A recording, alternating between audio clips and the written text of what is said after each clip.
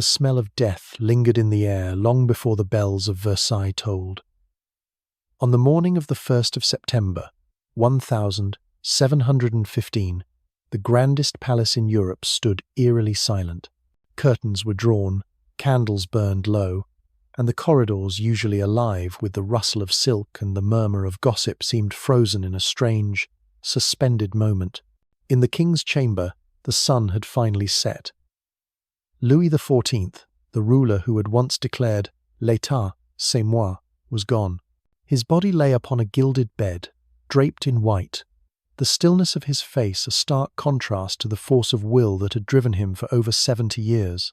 But death in a royal palace was never simply the end. It was the beginning of another ritual. Almost immediately, the surgeons and physicians of the king assembled in hushed urgency.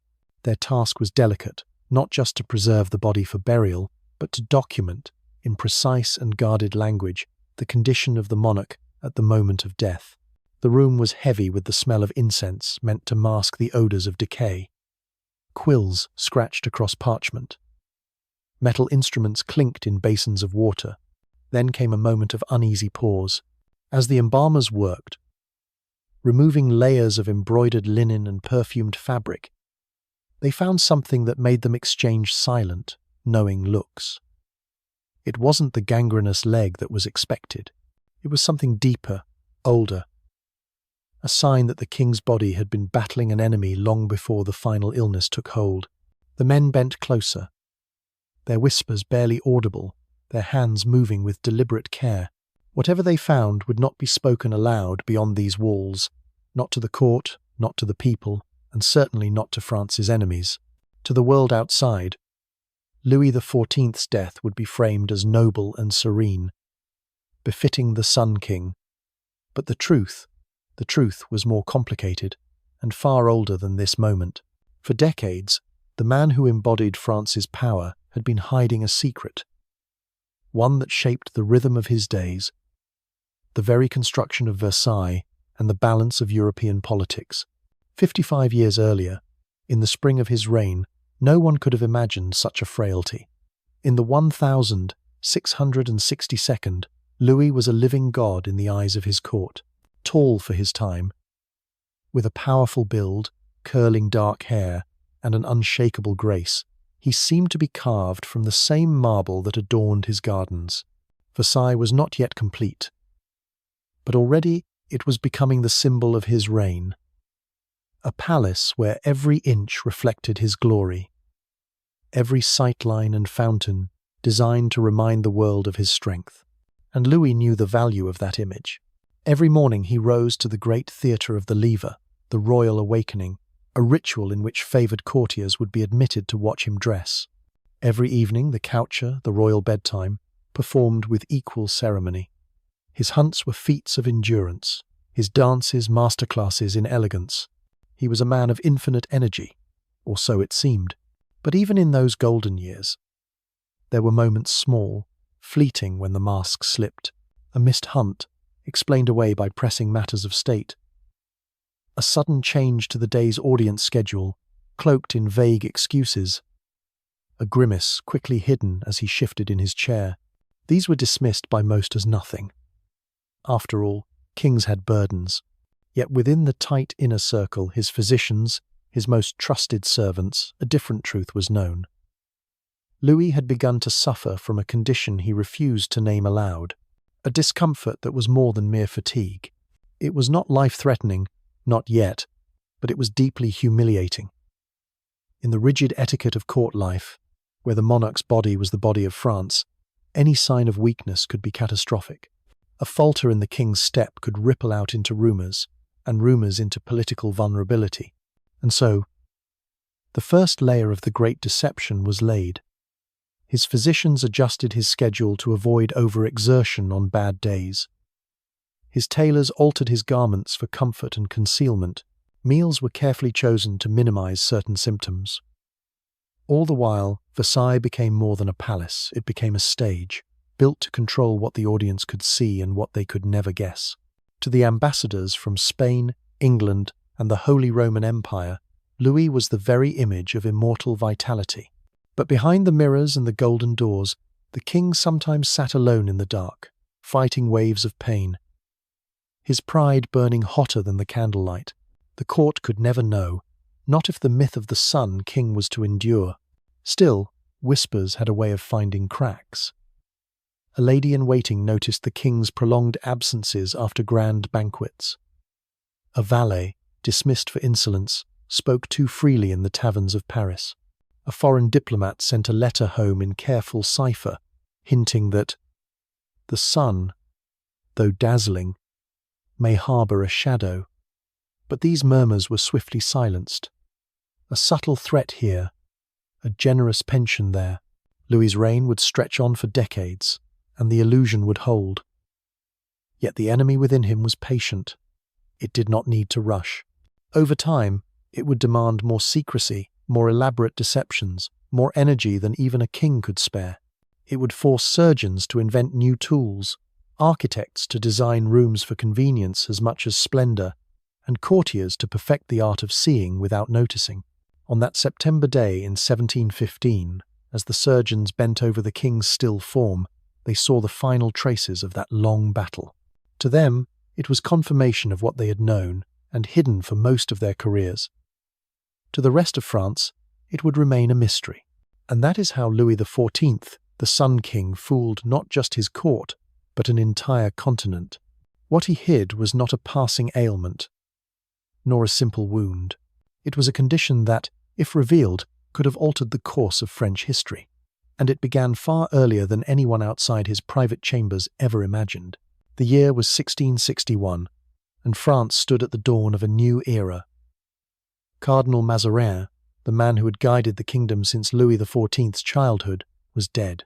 The boy who had once been a pawn in the hands of ministers was now 22, and he stunned the court with an announcement no one had expected. There would be no new chief minister. From now on, he declared, he alone would rule. It was a bold move, unprecedented, and it immediately set the tone for his reign. In a Europe dominated by intrigue and divided authority, Louis was presenting himself not merely as a monarch, but as the very embodiment of the state itself. L'État, c'est moi, he was said to have proclaimed. Whether those exact words were ever spoken hardly mattered. The idea took root, and from that day on, the king's body and the body politic were one. In those early years, Louis seemed carved from some divine design. His posture was perfect, his movements graceful yet deliberate. He could ride for hours without tiring, dance through entire nights at court balls, and then rise at dawn to hunt without showing the slightest sign of fatigue. His dark hair framed a face that painters struggled to capture in full an expression at once regal and warm, capable of commanding armies or charming a crowded salon. For the people of France, he was not merely a man, he was the living sun, and like the sun, he was meant to be constant, unchanging, and eternal. That image became the foundation of his political power. But even gods can be wounded. The first signs came quietly, barely noticed beyond the circle of those closest to him. At first, it was nothing more than discomfort after long hours on horseback, a stiffness that made certain court dances feel less fluid, a subtle wince when lowering himself into a chair. In the world of an ordinary man, such things might have been dismissed as fleeting aches. But Louis XIV was not ordinary. And in the ruthless world of the French court, where hundreds of eyes watched his every movement, the smallest crack in the facade could become a fissure that swallowed reputations, alliances, and even nations. The royal physicians took notice. Among them was Antoine d'Aquin, a man whose career and survival depended entirely on the well-being, or at least the appearance of well-being of the king. He examined Louis discreetly, behind the heavy velvet curtains of the royal bedchamber, and found the beginnings of something troubling. What exactly he saw was not written in any official record. Such details were too dangerous to preserve plainly. But his notes, in a cipher understood only by a handful of trusted men, hinted at an ailment of a delicate and private nature. The diagnosis was not life-threatening, but it was humiliating. It could limit the king's ability to ride, to dance, to sit for long ceremonies. It was the kind of problem that, in the brutal gossip economy of Versailles, would not inspire pity but ridicule. and ridicule was poison to a monarch who ruled through spectacle. De Quinn knew at once what must be done. The illness would be hidden, not treated in the open like an honourable battle wound, but concealed beneath layers of etiquette, architecture, and ritual. Versailles itself, still in the early stages of transformation, from a hunting lodge to the most magnificent palace in Europe, would become a fortress of deception. Louis was not told to slow down. Instead, his schedule was subtly rearranged. On days when the pain was worst, audiences were shortened or shifted to smaller rooms where the king could sit without the crowd noticing his discomfort. The hunts were carefully planned, their routes shortened, with excuses ready if the king had to return early. Dancing at court balls continued, but with longer intervals between performances, masked by the swirl of other entertainments. Most of the court never suspected. The Sun King's energy was legendary, and any momentary lapses were explained away by matters of state-secret meetings with ministers, sudden diplomatic correspondence, or the need to oversee construction at Versailles. But in the shadows of the court, where the servants whispered and the lesser nobles gossiped, rumours began to grow. A valet once claimed he'd seen the king pacing in his chamber late at night, grimacing with each step. A maid swore she had overheard the physicians speaking in hushed, anxious tones. One or two foreign envoys began sending cryptic letters home, hinting that the King of France might not be as untouchable as he appeared. Yet the rumours never caught fire. De Quinn and his fellow guardians of the royal body were skilled in the art of suppression. A gossiping valet might find himself abruptly reassigned to a distant posting. A loose-tongued maid could be married off with a generous dowry to someone far from court. Money, favours, and fear did the rest. And so, the myth of the young god persisted. The court saw only the Louis they were meant to see. Strong, tireless, radiant. What they could not see was the slow, quiet escalation of a condition that would haunt the king for decades.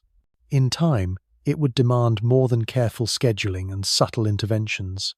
It would demand secrecy on a scale few could imagine, and it would pull the Sun King into a dangerous dance between medical necessity and political survival. For now, though, the mask held. Versailles glittered, the king shone, and France believed its monarch to be invincible.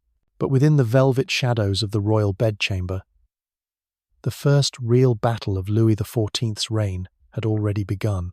Versailles was more than a palace, it was a weapon. By the 1672nd, its marble halls and endless gardens had become the stage upon which Louis XIV performed his immortality. Every corridor, every mirror, every ceremonial ritual was designed to frame the king in perfection. And perfection here was not an accident, it was engineered. The court was a restless beast, hungry for any sign of weakness. In this world, a stray cough could spark whispers of decline, and a missed dance could become a rumour of impending death. Louis understood this better than anyone. His body was the axis upon which the realm turned, and so it had to appear unbreakable. Yet behind the gold and glass, he and his physicians were engaged in a quiet, relentless war against his own flesh. They adapted everything from the chairs he sat on to the routes he took through the palace. Furniture was altered subtly to ease his discomfort. Chairs with slightly higher seats, benches padded in ways that would not appear effeminate but relieved strain on his lower body. The throne itself, carved in gilded wood and crimson velvet, was reinforced for comfort, though no one but the craftsman knew why. Even the great spectacles of the court were adjusted. At royal dinners, the king was always placed at the centre of the table, his posture flawless, his smile fixed. But the timing of courses, the length of toasts, even the pace of conversation were coordinated to give him moments of rest without the audience ever realizing.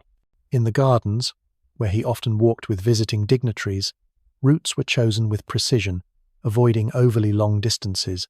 If fatigue struck, a servant might accidentally present some distraction, a newly bloomed flower, an unexpected fountain display, buying the king a pause without seeming to do so.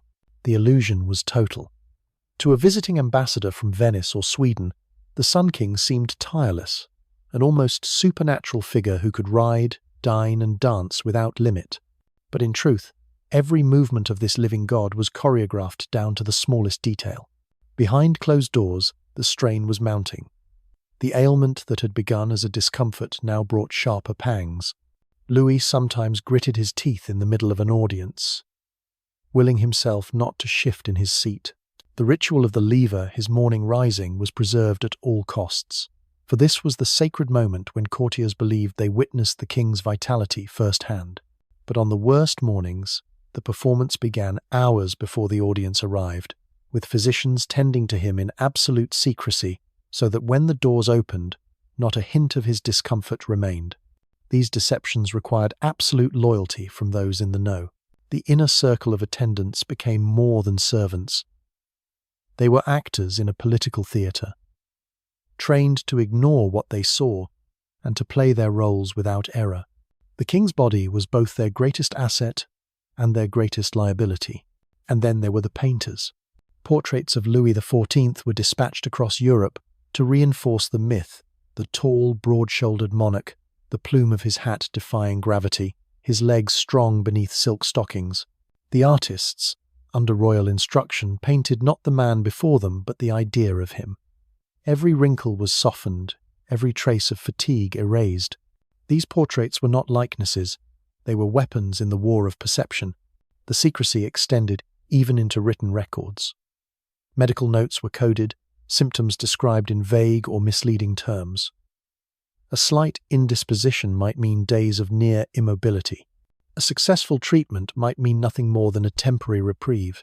The fewer people who understood the truth, the safer the monarchy remained. Yet despite all the layers of control, there was one thing Versailles could not contain: human curiosity. Servants talked, courtiers speculated, and foreign spies, often disguised as harmless visitors, lingered just a little too long in the background, watching for the slightest hint that the King of France might not be as invincible as his portraits suggested. One evening, during a glittering reception, a small incident nearly cracked the facade. As Louis rose from his chair to greet a visiting envoy from England, he hesitated just for a breath, as a flash of pain crossed his face. It was gone in an instant, replaced by a warm smile and a graceful bow. Most saw nothing, but those who were watching closely exchanged glances. The envoy's report back to London would later contain a single, tantalizing line: "The Sun King is as brilliant as ever, though perhaps a touch eclipsed." Within Versailles, the report reached the ears of Dequin, who ordered even tighter controls. The king's path through the palace was shortened, his seating was adjusted yet again, and the number of those admitted to his most intimate ceremonies was reduced. The sun still shone, but now it required an army of shadows to keep it burning. The court would never openly question his health, that would be treasonous.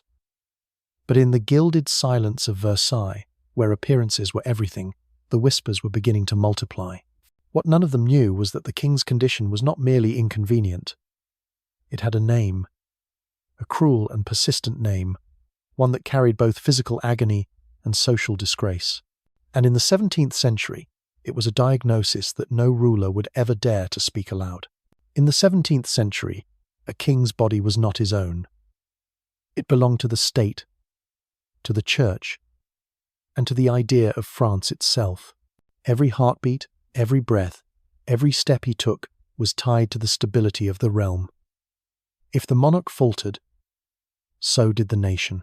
And that was precisely why Louis XIV's true condition was guarded like a military secret. The word for it was fistula, an anal fistula to be exact, a small tunnel that formed from an internal infection, creating a channel from the inside of the body to the outside. It was painful beyond imagining, especially in an era before anesthetic, and it made the simple acts of sitting, riding, or even walking a source of constant torment. For any man, it was a misery. For a king, it was a humiliation. This was not the kind of affliction one could romanticize as a warrior's wound or a saint's trial. It was private, undignified, and in the medical knowledge of the time, difficult to treat without the risk of death. The origins of Louis's condition were murky. Some believed it came from years of long hours in the saddle during his hunting expeditions. Others whispered it was the result of the king's notoriously rich diet. which often strained his digestion. In truth, the cause mattered little. What mattered was the danger it posed to the image of the Sun King. In the tense political world of Versailles, every ambassador was a spy, every courtier a potential informant. Foreign powers watched for the smallest signs of weakness in the French monarch. An illness, especially one that might affect his ability to lead armies or produce heirs, could be a weapon in the hands of an enemy. Louis and his physicians understood this, which is why the ailment was treated under a shroud of absolute secrecy. Publicly, the king was said to be in perfect health, aside from the occasional slight indisposition. Privately, his days were increasingly shaped by the need to manage the pain. Audiences were shortened. Hunts were postponed. The king's favourite pastime, dancing, became less frequent, replaced by spectacles where he could preside from a seated position without appearing idle. But secrecy was never absolute in Versailles. The court was a hive of gossip, and nothing drew more curiosity than something deliberately hidden.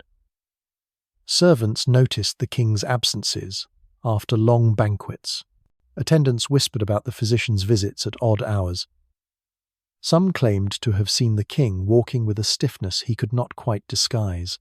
The danger was not only in what the court might think, but in what foreign diplomats could report. And one diplomat in particular, the English envoy, was proving troublesome. He was sharp-eyed, discreet, and unusually well-connected among the lesser nobles. In the summer of 1685, he sent a coded dispatch to London. "The Sun King's brilliance continues to light France, yet I perceive certain shadows lengthening." The letter made its way through English channels, and soon whispers about the king's health reached the ears of France's enemies. Louis's ministers, alarmed, redoubled efforts to control the narrative. The king appeared in public more frequently, even on days when the pain was nearly unbearable. If he had to ride, he did it.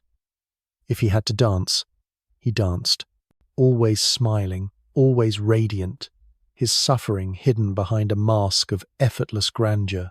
But the condition was worsening. The fistula began to interfere not only with his movements, but with his sleep. At night, he would pace the floors of his private chamber, while his attendants pretended not to hear the muffled groans. In desperation, the royal physicians tried poultices, ointments, and herbal concoctions. None worked. By late 1685, it was clear that the problem would not simply fade away. Without treatment, the king's health would deteriorate to the point where even the carefully crafted illusions of Versailles could no longer hide it. Yet treatment was a dangerous prospect. The surgery required to correct a fistula was brutal, bloody, and often fatal, and no surgeon in France had ever attempted it on a man of such importance. Still, the alternative was unthinkable. And so, in the guarded chambers of the palace, plans were laid for the most delicate operation of the century, one that would be prepared in total secrecy, with instruments forged in silence and an entire surgical theatre concealed from the eyes of the court. The survival of the king, and perhaps the stability of France itself, would come down to a single knife in the hands of a man who could not afford to fail. The winter of 1686 at Versailles was unusually tense. On the surface, the palace glittered as always, music in the salons, laughter in the gardens, and the steady rhythm of court rituals. But beneath the golden facade, the palace hummed with an unspoken urgency. The king's condition could no longer be concealed with clever staging and polite fictions. The pain was constant now, his movements tighter, his once effortless grace increasingly forced. The decision was made. The Sun King would undergo surgery. It was an unthinkable risk. In the 17th century, surgery was a gamble with death. There was no anesthesia, no true understanding of infection, and no margin for error when the patient was the most important man in Europe. If the operation failed, if Louis died on the table, the consequences would be catastrophic. The balance of power in Europe would shift overnight, and France could collapse into chaos. The man chosen to wield the knife was Charles-François Félix, the king's chief surgeon. Félix was no stranger to delicate operations, but nothing in his career had prepared him for this. The procedure would have to be flawless, and to ensure this, Felix began an extraordinary preparation in absolute secrecy. Before a single instrument touched the royal body, Felix spent months practicing on volunteers, and not just any volunteers. Dozens of poor men suffering from the same condition were brought to Paris, their treatments funded by the crown. In exchange, Felix used them as living practice for the operation he would eventually perform on the king.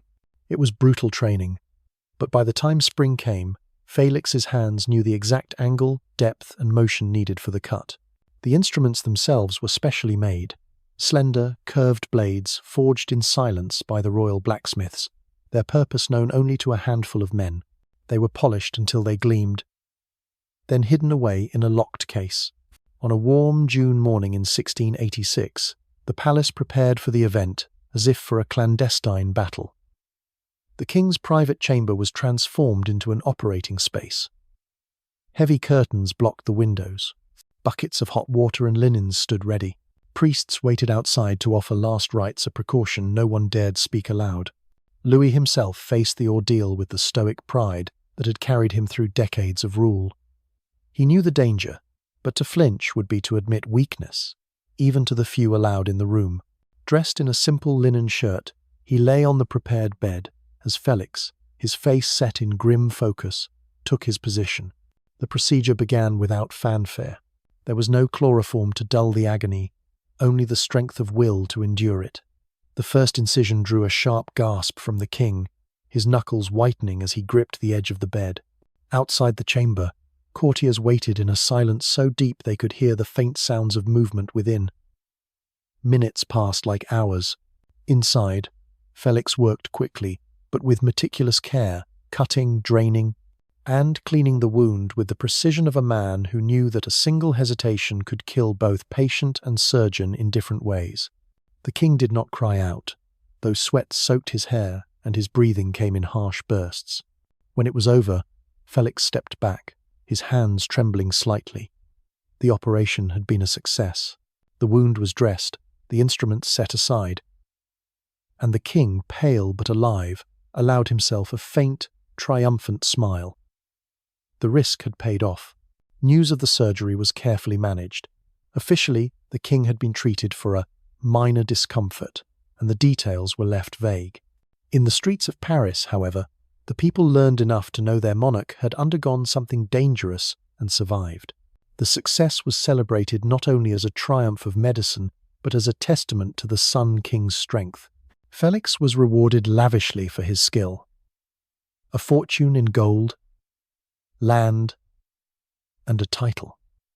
The surgeon's fame spread across Europe, though the true bloody details of that day remained confined to whispers. For Louis, the relief was real, but it was not total. The fistula was gone, but his body had been changed. Scars remained, and so did the understanding that his physical strength was not as inexhaustible as he once believed. From that day on, the preservation of the royal image became an even greater obsession. The Sun King had won this battle, but time, and the body, would not always be so easily commanded, and in the years to come, new shadows would creep across the throne. The years after the great operation were, in the eyes of the public, a return to the king's radiant prime. Louis XIV continued to ride in grand processions, preside over ballets, and receive ambassadors beneath the mirrored ceilings of Versailles. Pain no longer twisted his steps in public, and the court, ever eager to believe in the myth, convinced itself that the Sun King had been restored to full glory. But behind the scenes the reality was different. The surgery had saved him, but it had also left its mark. The scar was a constant reminder of his vulnerability, and the months of secrecy, rehearsed illusions, and controlled appearances had become second nature. Louis now lived as much for the performance as for the politics. Every movement was still measured, every public appearance calculated to project eternal vigor. And yet, time does not bargain, even with kings. By the early 1702, Louis was no longer the man who could ride for hours or dance until dawn. His gait had slowed, his once boundless energy flickering at the edges. Age brought new ailments, bouts of gout that swelled his joints, the creeping fatigue of diabetes, the gnawing pain of dental abscesses that made even royal banquets a trial. He masked these weaknesses with the same discipline that had hidden his earlier affliction. Elaborate costumes and high-heeled shoes compensated for his shorter, stiffer stride. Ceremonies were shortened or subtly rearranged so that the king could be seated without seeming to rest. When gout swelled his ankles, the throne was discreetly adjusted to relieve pressure, and the courtiers standing before him never knew. Versailles itself became part of the disguise. The palace had always been a stage, but now it was also a prison of perception. Louis rarely ventured beyond its walls without a full retinue to control the view, ensuring that the world saw only the sovereign in command, never the old man managing his steps carefully on the marble floors. Even in his private life, the myth of the Sun King had taken hold so deeply that Louis rarely allowed himself to be seen in true vulnerability.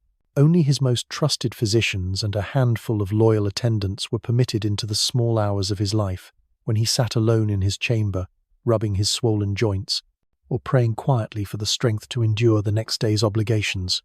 There were still moments of grandeur, a magnificent court ball, a military review, a diplomatic triumph, but each one came at a greater cost.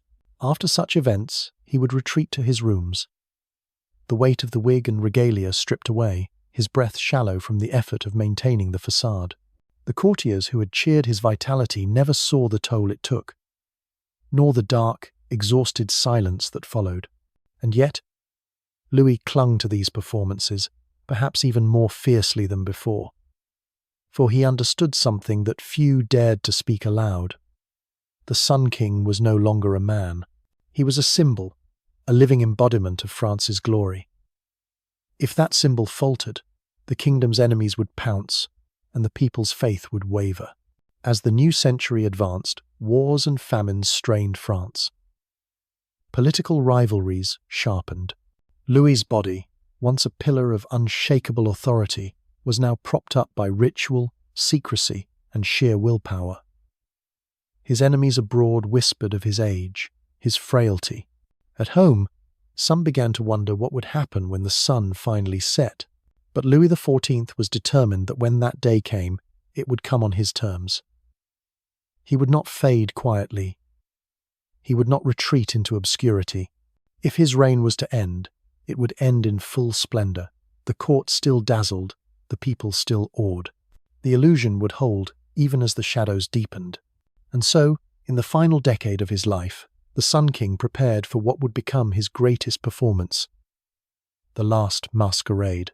By the time Louis XIV entered his final years, the man beneath the crown was a shadow of the youth who had once danced until sunrise in the Hall of Mirrors. His body, battered by decades of illness, injury, and age, was in steady decline. Yet to the court, he still appeared as the Sun King, unbowed, unbroken, and unending. That image had been carefully cultivated for so long that it now felt less like deception and more like destiny. But the truth was darker. Beneath the silks and gold thread, the king's flesh was failing. The gout that had begun as an occasional nuisance now attacked with cruel regularity, swelling his joints until every step was a negotiation with pain. His teeth had decayed so badly that eating was a torment. His vision dimmed, his hearing dulled. And then came the final blow. Gangrene, slowly devouring the flesh of his left leg. The court did not see the worst of it. They were shown a man who still stood for long audiences, still led processions, still attended mass in radiant splendor. The reality was that these moments were choreographed with military precision. Servants rehearsed every movement, ensuring that the king would never be seen limping. Chairs were placed exactly where he might need them, so he could appear to sit as a choice, not from necessity. On days when the pain was unbearable, entire ceremonies were rescheduled without explanation. Even the scents of Versailles, the heady perfume of flowers and incense, served their role in the illusion, masking the faint but growing odor of decay that clung to the royal chambers. Only the physicians and a handful of attendants knew how far the gangrene had spread, how the skin on his leg blackened, how the infection gnawed at his strength with every passing week. Still, Louis refused to surrender the stage. In 1714, he attended a grand reception for the Spanish ambassador, dressed in layers of brocade and velvet that concealed the wasted limb beneath. The ambassador left Versailles, convinced the king was in perfect command of himself. Proof. Louis believed that the illusion was still unbreakable, yet the mask was beginning to crack in private.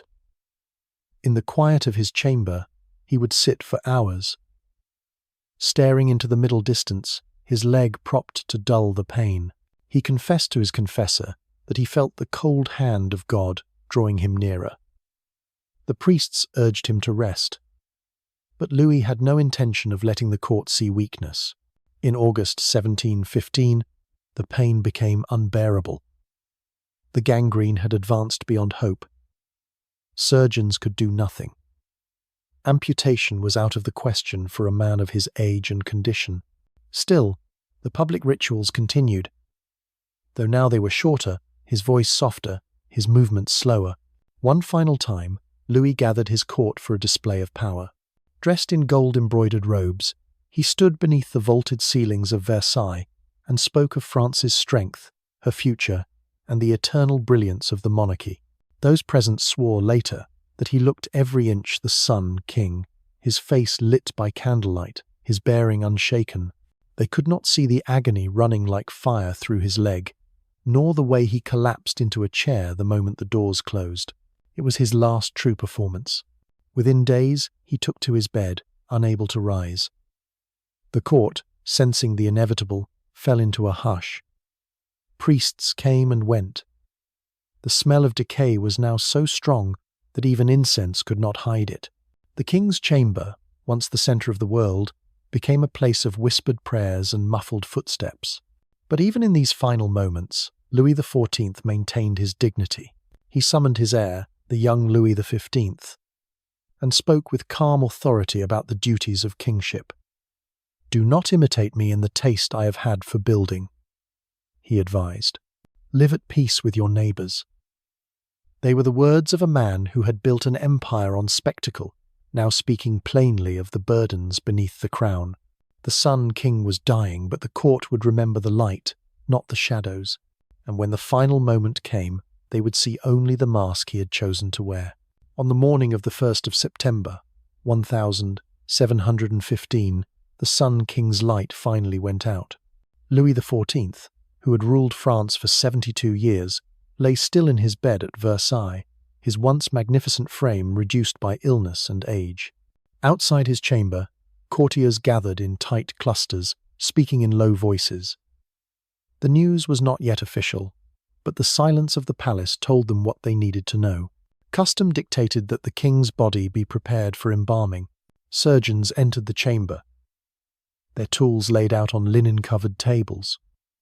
The windows were shuttered, the air thick with incense, meant to mask the creeping smell of death.